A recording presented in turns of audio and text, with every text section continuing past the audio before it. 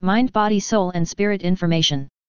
Regardless of personal viewpoint about spirituality, many have wondered what would have happened if Saddam Hussein hadn't been stopped when he first invaded Kuwait back in the early 90s. Well, this story explores that scenario to its surprising conclusion and then reinvents the scene time and again in a sequence similar to Groundhog Day but in a mind, body, spirit theme. The result is a story that has led many readers to question their concept of so-called reality.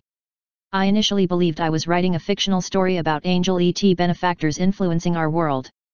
But when I completed the first book, The Blue Star Millennium, many readers were convinced that the depicted world events had actually happened, even though recorded history shows a different outcome.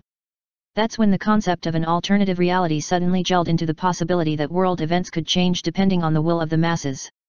As far as I was concerned, I was simply writing an inspirational mind, body, spirit story about angel extraterrestrial intervention, but I didn't know where the story was going until it unfolded before me, and I have to admit, I was surprised at some of the content.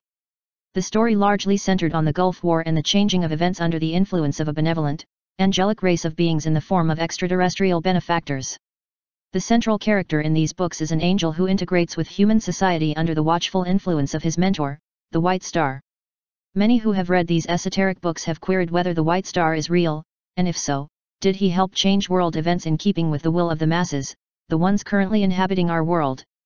You and me? From that angle, did he also influence my writing in a more spiritual slant?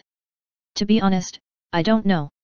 If he did, I am grateful that he shared this metaphysical knowledge, but a little confused why he would choose me. I'm just an ordinary guy who grew up on the rougher side of town with few privileges, and New Age spirituality was not part of my upbringing. I've had my share of knocks that life tends to deal out to all those who walk this earth. However, I've also had my share of unusual, for want of a better term, experiences, but I'm getting off the track here. If we take this concept of ET extraterrestrial angels to its logical conclusion, are we not all such beings?